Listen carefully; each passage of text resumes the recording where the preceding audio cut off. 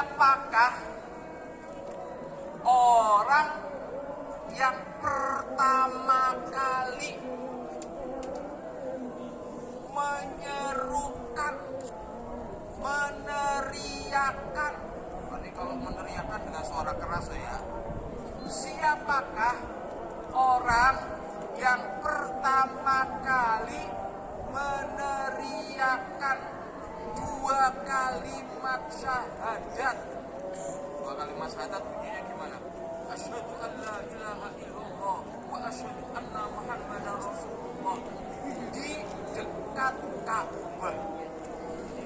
Siapakah orang yang pertama kali meneriakan 2 kalimat syahadat di dekat Ka'bah? Tadi yang angkat pertama kali Davi. Siapa Dav? Umar bin Khattab. Salah. Yang kedua Abu Bakar. Salah. Utsman. Salah. Abdul Muthalib. Salah.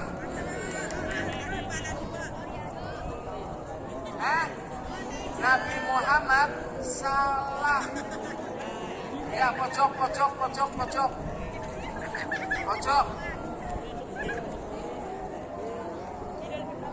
Bilal bin Rabah. Salah. Nebak-nebak tok ketak.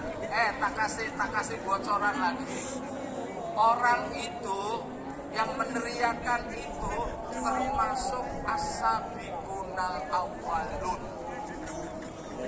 Termasuk as-sabiqunal awwalun. Nah, sebelum jawab yang ini bocoran satu nih. Orang itu termasuk as-sabiqunal awwalun. Ini pertanyaan berhadiah lagi. Selain yang tadi yang biru. As-sabiqunal awwalun ini, kalau ini hadiahnya merah. Angka 1, nolnya 4. Bukan 5. Apakah yang dimaksud dengan as-sabiqunal awwalun? Sana dulu. Ini dulu. Apa? Lah, yuk. As-sabiqunal awwalun itu apa? Pertama masuk Islam. Orang yang pertama masuk Islam. Orang yang pertama lagi. Orang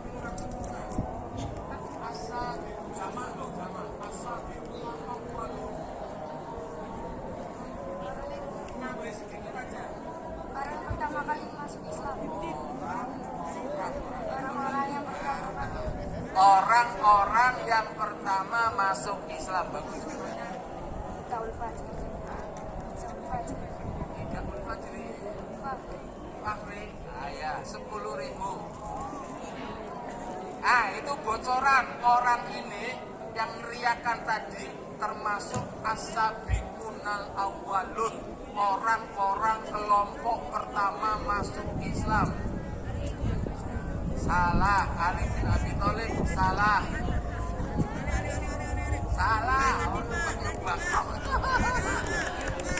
Jangan asal nyebut nama. Tak kasih bocoran lagi. Orang ini bukan penduduk Mekah, tapi tinggalnya di tengah gurun. Dari suku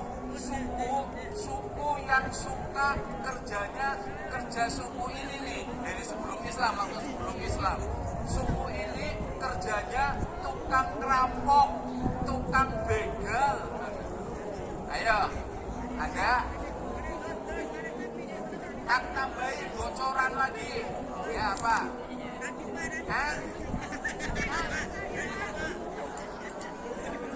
Umar. Aduh, udah disebut Umar salah.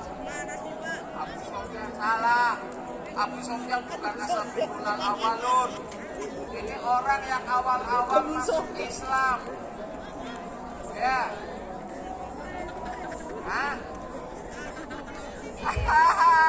Melayang dah uang 50.000. Betul, Abu Dzar Al-Ghifari. Ya. Ya, 50.000. Kamu dapat dari mana? Bocoran ya?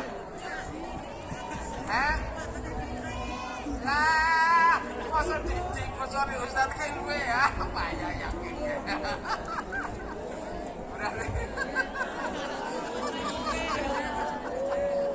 Berarti yang dapat Ustaz Hilmi. Saya yakin nih, Ustaz Hilmi payah nih. Kalau bocorin nanti belakangan. Ini saya mau maksudnya Pak, bocoran. Bocoran lagi nih. Bocoran lagi tapi udah disebut bocorannya nggak berlaku ya. Orang ini termasuk orang yang dikata-katai oleh Nabi. Abu Dzar itu dikata-katai oleh Nabi dengan kata-kata apa? Orang yang jalan sendirian. Orang yang jalan sendirian. Nanti ketika mati sendirian. Ketika dibangkitkan sendirian. Ini kata-kata yang Nabi sampaikan kepada Abu Dzar. Abu Dzar itu orang yang berjalan sendirian. Ketika mati sendirian. Terus nanti ketika dibangkitkan sendirian. Kalau dibangkitkan dari kubur sendirian, hampir semua kita kayak begitu. Tapi yang dua ini nih maksudnya apa? Berjalan sendirian. Ternyata betul terbukti Abu Dzar itu pernah berjalan sendirian. Ketika Nabi mengatakan orang yang berjalan sendirian itu belum terjadi. Terjadinya kapan? Terjadinya ketika perang Tabuk. Perang Tabuk itu ada di Madinah sebelah utara sana. Perang yang paling berat, perang Tabuk itu. Perang melawan Romawi yang pasukannya jumlahnya lebih besar. Nah ketika itu Abu Dzar ikut perang, naik keledai, bawa perlengkapan kayak kamu mau kemahkan bawa perlengkapan, apalagi mau perang nih. Di keledainya itu di perjalanan di tengah gurun nggak mau jalan, mungkin sakit kali ya. Nggak mau jalan, dipaksa jalan nggak bisa. Akhirnya Abu Dzar ketinggalan. Nabi dan sahabat sudah berangkat, sudah jauh. Akhirnya ternyata memang keledainya mati. Akhirnya terpaksa dengan berat Abu Dzar memanggul tuh yang tadi barang-barang bawaannya ditaruh di atas keledai. Ini sekarang dipanggul oleh Abu Dzar, padahal panas yang luar biasa, padahal tengah gurun loh, susah payah berjalan sampai akhirnya bertemu dengan rombongan Nabi, sahabat yang lainnya. Nah itu yang dikatakan Nabi kemudian berkata itu Abu Dzar yang berjalan sendirian, meninggal sendirian. Ini yang paling hebat nih, meninggal sendirian. Abu Dzar itu meninggal jauh setelah Nabi meninggal. Abu Dzar itu meninggal di zaman Khalifah Ali bin Abi Thalib. Islam sepeninggal Nabi itu berkembang pesat luar biasa.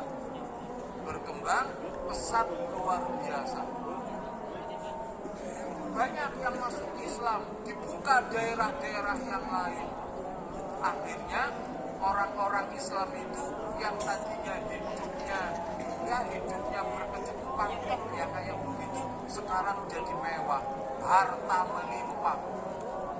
Setelah Nabi meninggal, apalagi Islam tambah luas lagi. Masa Abu Bakar tambah luas, masih bagus. Masa Umar bin Khattab tambah luas, tapi masih bagus. Tapi di masa Utsman tambah luas, akhirnya tambah luasnya Islam, tambah banyaknya umat Islam, tambah kayanya umat Islam, menjadi ujian tersendiri. Orang-orang Islam mulai diuji dengan harta yang melimpah, Akhirnya apa? Banyak yang tergoda, lebih senang memilih harta. Lah ini Abu Dzar nih. Abu Dzar tidak suka melihat yang kayak begitu. Akhirnya apa? Abu Dzar keliling dari satu daerah ke daerah yang lain. Dia berdakwah dengan lisan. Kenapa berdakwah dengan lisan? Karena Abu Dzar itu pernah dinasehati oleh Nabi. Abu Dzar pernah ditanya oleh Nabi, Abu Dzar, kalau ada seorang pemimpin, kemudian dia memanfaatkan jabatannya untuk meruk uang, untuk mengeruk kekayaan yang banyak untuk diri, keluarga, kelompoknya, apa yang akan kau lakukan? Kata Abu Dzar, akan saya luruskan dengan pedang saya. Akan saya luruskan dengan pedang saya. Tapi kata Nabi apa? Dinasihati sabar, sabar. Nanti sepeninggalmu kau harus sabar. Sampai nanti kamu bertemu dengan aku.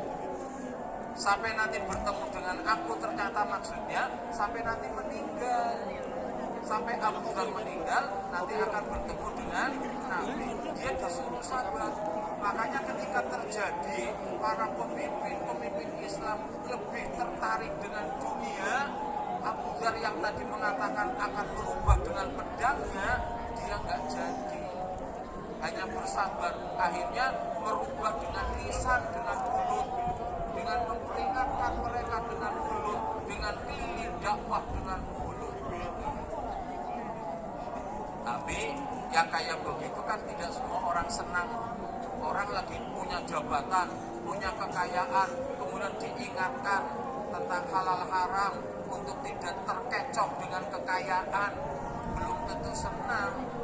Akhirnya timbul gejolak di tengah masyarakat yang akhirnya Abu Dzar memisahkan diri. Abu Dzar kemudian pergi ke tengah gurun, hidup bersama dengan keluarganya, bersabar itu tadi. Dengan kondisi yang semacam itu sampai akhirnya meninggal di tengah gurun. Abu Dzar gak banyak yang tahu, padahal sahabat besar. Anak-anak, tadi Abu Dzar Al-Ghifari itu pertama-tama masuk Islam. Nah, ketika Abu Dzar masuk Islam, pertanyaan lagi nih, tapi nilainya tidak 50, merah yang 10. Abu Dzar itu termasuk, ini yang ngerti mestinya kelas berapa ya, kelas 9 harus ngerti. Kelas 9 apalagi yang TICC harus ngerti. Abu Dzar itu termasuk orang yang tidak suka melihat bangsa penduduk Mekah, bangsa Arab saat itu yang nyembah berhala. Abu Dzar hidup di zaman itu, tapi termasuk yang tidak suka dengan kemusyrikan, penyembahan kepada berhala itu. Nah, berarti Abu Dzar itu termasuk kelompok apa namanya, kelompok apa nih? Kelompok yang lurus, yang lempel, yang tidak ikut-ikutan nyembah berhala. Kelompok itu dikenal namanya apa yuk? Siapa tahu? Acung, sini apa?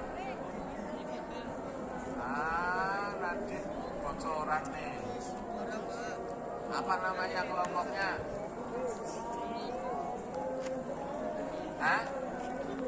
Hanifiyah.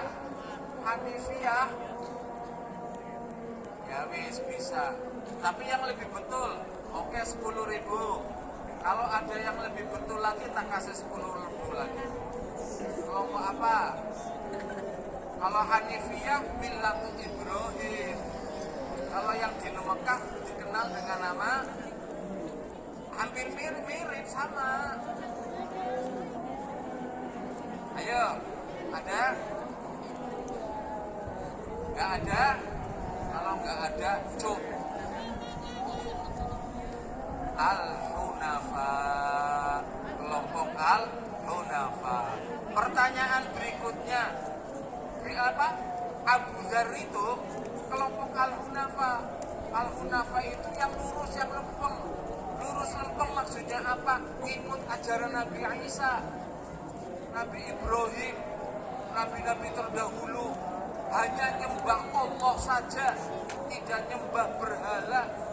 Nah, begitu mendengar di Mekah ada nabi baru mengajarkan nyembah Allah yang ahad, Allah yang satu, kemudian mengutuk, mencela berhala-berhala yang disembah oleh penduduk Makkah itu, maka Abu Dzar datang ke Mekah menemui Nabi Muhammad, kemudian menyatakan keimanannya.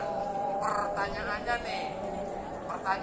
nih, tadi sudah berapa tadi? 10, 50, udah 70 ya. Udah 70 ya. Pertanyaannya lain lagi. Setelah masuk Islam, Abu Dzar, kata Nabi, Abu Dzar, kamu sekarang pulanglah ke kampungmu. Pulanglah ke kampungmu. Sembunyikan saja keislaman, keimananmu.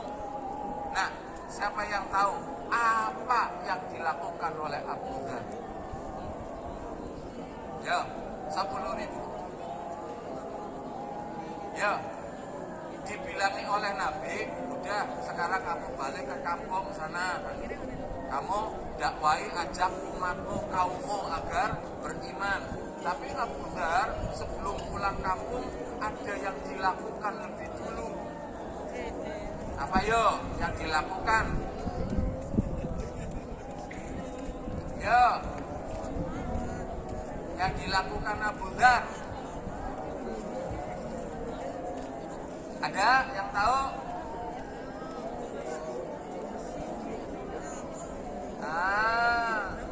Nggak tahu, nggak apa-apa. Kalau nggak tahu 10.000 buat Pak Guru. Abu Dzar berkata kepada Nabi, "Tidak ya Rasulullah, saya sekarang setelah ucap 2 kalimat syahadat nih, setelah menyatakan Islam, sebelum saya pulang akan saya umumkan keislaman saya di pusat kota Mekah." Pusat kota Mekah apa? Di mana? Di Ka'bah, Masjidil Haram itu. Akhirnya Abu Dzar datang ke tadi pertanyaan tadi loh.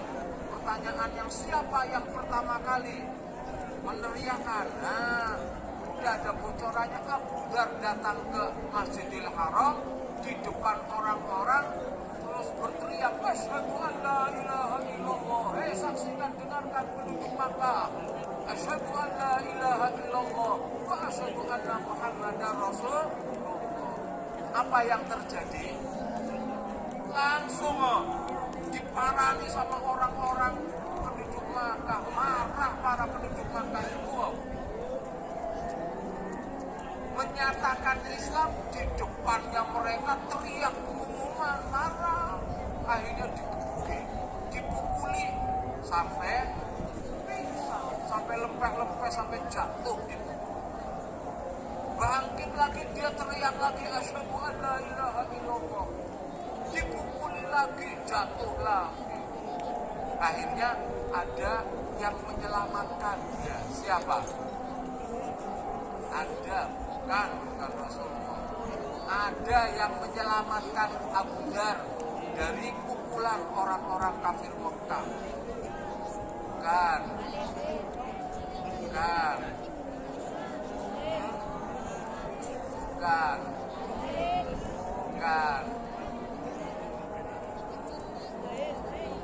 Siapa yang menyelamatkan? Bukan. Ada pamannya Nabi Hamzah datang ke situ melihat ada Abu Dzar. Abu Dzar itu tadi katanya Abu Dzar Al-Ghifari. Al-Ghifari itu nama kampung. Al-Ghifari itu nama kampung. Abu Dzar orang Al-Ghifari. Orang Al-Ghifari. Al-Ghifari tadi kan apa tadi tuh yang Pak Guru katakan, kampung penduduk Al-Ghifari itu terkenal dengan apa? rampok, begal. Kalau para pedagang-pedagang, saudagar-saudagar, kafilah berdagang lewat tengah padang pasir harus hati-hati karena orang-orang Ghifari ini suka begal gitu loh. Dan mereka termasuk hebat dalam hal merampok, dalam hal begal. Itu akhirnya akhirnya kata Hamzah itu, kalian pukuli orang Al-Ghifar, padahal kalian kalau berdagang akan lewat kampungnya orang yang kalian pukuli ini. Kalau ini sampai mati atau sampai celaka, kalian hati-hati. Nanti kalau kalian dagang lewat ke kampung Ghifar, kalian akan dibalas dendam. Akhirnya apa nak? Karena dikata-katain kayak gitu, orang-orang Mekah yang pukuli berhenti, udah dibiarkan. Baru setelah itu Abu Dzar pulang ke kampungnya. Pulang ke kampungnya kemudian apa? Melaksanakan dakwah, mengajak umatnya, orang-orang sesukunya, suku Al-Ghifari itu diajak untuk masuk Islam dan berhasil Abu Dzar. Nanti bukan hanya sukunya, suku tetangganya juga diajak.